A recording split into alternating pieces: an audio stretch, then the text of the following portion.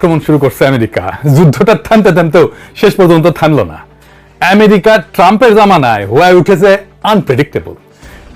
ইচ্ছে করেই করছে এটা ট্রাম্প। সে আলাপ আরেকদিন করা যাবে, কিন্তু এই যুদ্ধ নিয়ে তো আমাদের প্রেডিক্ট করতে পারতে হবে কি ঘটতে যাচ্ছে, কি হইতে পারে। কারণ আমাদের জন্য, আমাদের দেশের জন্য, দেশের জনগণের ভবিষ্যৎকে প্রোটেক্ট করতে হইলে আমাদের ভূ রাজনীতির সব হিসাব নিকাশ সম্পর্কে স্পষ্ট ধারণা থাকতে হবে। তাইলেই এই জটিল সময়ে আমরা অতিক্রম করতে পারবো।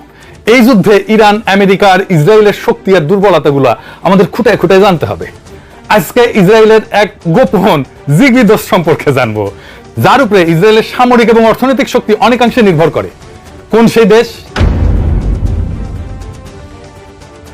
ইসরায়েলের সাথে ইন্ডিয়ার সম্পর্ক থাকবে, আমেরিকার সম্পর্ক থাকবে, পশ্চিমাদের সম্পর্ক থাকবে। এটা বোঝা যায় কেন থাকবে, আমরা বুঝি। এমনকি কিছু সুন্নি মুসলিম দেশের সাথে সম্পর্ক নিয়ে মনকে বুঝ দেওয়া যায় যে এটা থাকতে পারে।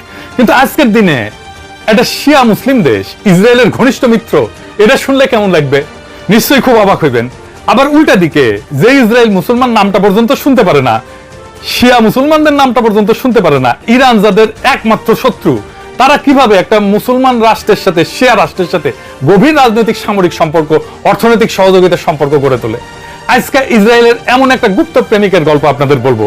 এই গল্পটা মজা লাগবে তো বটেই, অনেকটা লার্নিং হবে সবার জন্য, যে রাষ্ট্র রাষ্ট্র সম্পর্কের বিষয়টা খুব সরলভাবে ব্যাখ্যা করা যায় না। রাষ্ট্র স্বার্থ বলে একটা বিষয় আছে, যা অনেক সময় ধর্মের উপরে স্থান পায়। আবার এই সম্পর্ক বদলে যেতে পারে একটি পলকে। আসেন শুরু করি সে আলাপ। কে সেই গুপ্ত প্রেমিক?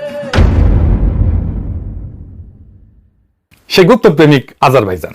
ইসরায়েলের সাথে তাদের সম্পর্ক এতই গভীর যে পরস্পরের উপরে তারা এত নির্ভরশীল, অথচ এইটা নিয়ে কোনো হইচই নাই, আলাপ নাই। হ্যাঁ, বুঝেছেন, কোনো হইচই নাই। পরিবেশটা খুব সুন্দর। পরিবেশটা সুন্দর না? কোনো হইচই আছে?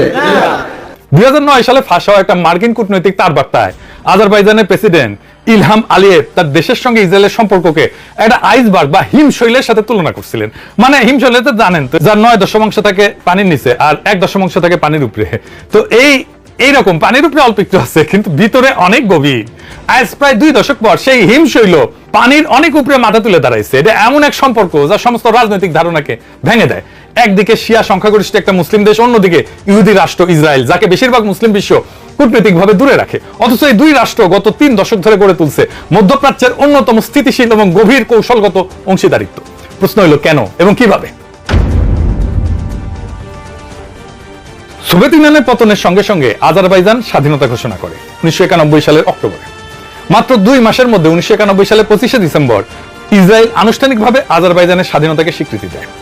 আজারবাইজানকে স্বীকৃতি দেওয়া প্রথম রাষ্ট্রগুলোর একটা হিসাবে 1992 সালের 7 এপ্রিল স্থাপিত হয় পূর্ণ কূটনৈতিক সম্পর্ক। ইসরায়েল 1993 সালে বাকুতে দূতাবাস খোলে, কিন্তু এই সম্পর্কের বীজ বপন হয়েছিল আরো আগে। 1990 সালে জানুয়ারিতেই বাকুতে গঠিত হয়েছিল Azerbaijan Israel society. Soviet union নামে, সোভিয়েত ইউনিয়ন তখন ভাঙে নাই। আর সোভিয়েত উত্তর সময় দুই জাতির মধ্যে সংযোগ স্থাপনের আগ্রহ ছিল পারস্পরিক। একটা গুরুত্বপূর্ণ সামাজিক ভিত্তি এখানে কাজ করছে, অবশ্য সেটা বলে রাখা ভালো। আজারবাইজানে ঐতিহাসিকভাবে 1500 বছর থেকে ইহুদিরা থাকে। ইহুদিরা কুবা জেলার কিরমিজি কাসাবাকে কখনো কখনো ককেশাসের জেরুজালেম নামে ডাকা হয়। এটা বিশ্বের অন্যতম প্রাচীন সংখ্যাগরিষ্ঠ ইহুদি বসতিগুলোর একটা। ঐতিহাসিকভাবে এইখানে ইউরোপের অন্যান্য দেশের মতো ইহুদি বিদ্বেষ কখনো ছিল না, যা দুই জাতির সহাবস্থানের একটা অনুকূল সামাজিক পটভূমি তৈরি করছিল।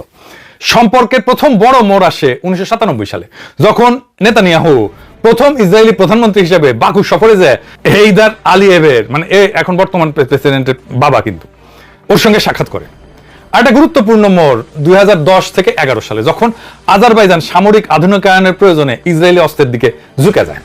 তো এখন প্রশ্ন হইল, এই যে একটা মুসলিম দেশের সাথে ইসরায়েলের সম্পর্ক, এই সম্পর্ক করতে কেন ধর্ম বাধা হইল না? এইটা গেল একটা ধাঁধা। একটা মুসলিম দেশ কিভাবে ইসরায়েলের সবচেয়ে নির্ভরযোগ্য মুসলিম বিশ্বের অংশীদার হয়ে উঠল? কয়েকটা কারণ আমরা দেখতে পারি। সোভিয়েত ইউনিয়নের এই কমিউনিস্ট উত্তরাধিকারের কারণে আজারবাইজান সাংবিধানিকভাবে কঠোরভাবে ধর্মনিরপেক্ষ। ধর্ম এবং রাষ্ট্র এখানে পৃথক, তাদের মতো আর কি। ধর্মীয় পরিচয় জাতীয় পররাষ্ট্রনীতির নির্ধারক হয় না, রাষ্ট্রীয় স্বার্থই মুখ্য। এইটা ইরানের ধর্মতান্ত্রিক শাসন ব্যবস্থার পুরো বিপরীত। আজারবাইজানের প্রেসিডেন্ট আলিয়েভের ইসলাম এবং ফিলিস্তিনের মতো ইস্যুর প্রতি বিশেষ কোনো আলাদা টান নাই, আলাদা আবেগও নাই। আর ইরানের সঙ্গে গভীর অবিশ্বাস আছে একটা আজারবাইজান। এটাই আসলে মূল সম্পর্কের মূল চালিকার শক্তি। এখানে আসল গল্প।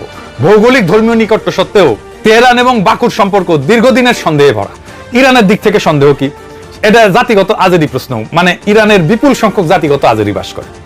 আনুমানিক ইরানের জনসংখ্যা 16 থেকে 18%, অনেক বড়। মানে আজারবাইজানের নিজের যে জনসংখ্যা তার 3 গুণ থাকে আজেরি জনগণ ইরানে। এরা আশঙ্কা করে যে এই আজারবাইজানি জনগোষ্ঠীর মধ্যে বিচ্ছিন্নতাবাদী অনুভূতি উস্কে দিতে পারে, দেও কিন্তু আমরা এটা পরে দেখব। আজারবাইজান আবার নিজে আবার ভয় করে যে ইরানের বিপ্লব আবার আমার দেশে চলে আসে কিনা। আবার এবং ইরানের নেতারা কিন্তু আজারবাইজানি ইসলাম বিপ্লব রপ্তানির কথা বলছে, এটা আজারবাইজান ডরায়।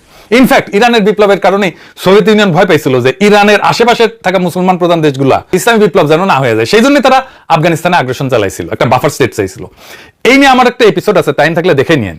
আবার ইরান আজারবাইজানের প্রতিদ্বন্দ্বী, ওটা কিন্তু খ্রিস্টান সংখ্যাগরিষ্ঠ আর্মেনিয়া, ওর সঙ্গে সম্পর্ক রাখছে, যা বাকুর চোখে ধর্মীয় সংহতির চাইতে ভূরাজনৈতিক প্রস্তুতির সামনে চলে আসে।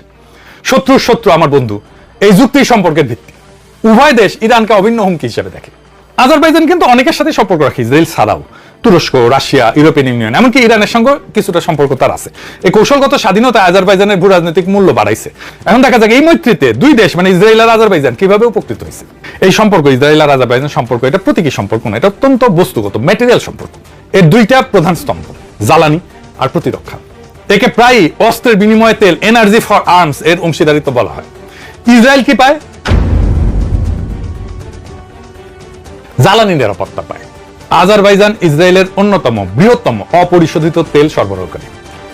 ইসরায়েলের তেলের আমদানির প্রায় 40% আসে আজারবাইজান থেকে। বাকু তিবলিসি জেইহান পাইপলাইনের মাধ্যমে, এটা কিন্তু পাইপলাইন আবার তুরস্কের মধ্যে দিয়ে যায়, এটা আমরা পরে আসবো আর কি। কাজাকিস্তানের সাথে মিলে বাকু ইসরায়েলের তেলের চাহিদার 60% বেশি মেটায়।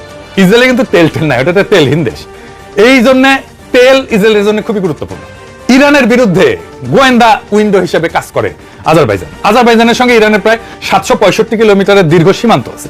ইসরায়েলকে ইরানে উকি দেওয়ার জন্য এক অমূল্য একটা অবস্থান দেয়। এমনকি 1990 দশকে ইসরায়েল আজারবাইজানকে ইলেকট্রনিক গোয়েন্দা স্টেশন স্থাপনে সাহায্য করছিল। ইরান বহুদিন ধরে অভিযোগ করে আসতেছে যে মোসাদ আজারবাইজানের মাটি থেকে ইরান বিরোধী গোয়েন্দা তৎপরতা চালায়। আবার আজারবাইজান ইসরায়েলের জন্য মুসলিম বিশ্বে দরজা খোলার একটা ভূমিকা রাখছে। আব্রাহাম চুক্তির আগে বাকুতেই গোপনে ইসরায়েল ইউ কূটনীতিকদের বৈঠক হয়েছিল। এটা তুরস্ক ইসরায়েল সংকটও মধ্যস্থতা করছে। গাজা যুদ্ধের পর আন্তর্জাতিক বিচ্ছিন্নতার মুখে এই মুসলিম বন্ধু ইসরায়েলের কাছে আরো মূল্যবান হয়ে উঠছে। আচ্ছা, আব্রাহাম চুক্তিটা কি মনে আছে তো? আচ্ছা, মনে না থাকলেও সংক্ষেপে শুনতে অসুবিধা নেই। আসেন বুঝি আব্রাহাম চুক্তিটা কি, কারণ এটা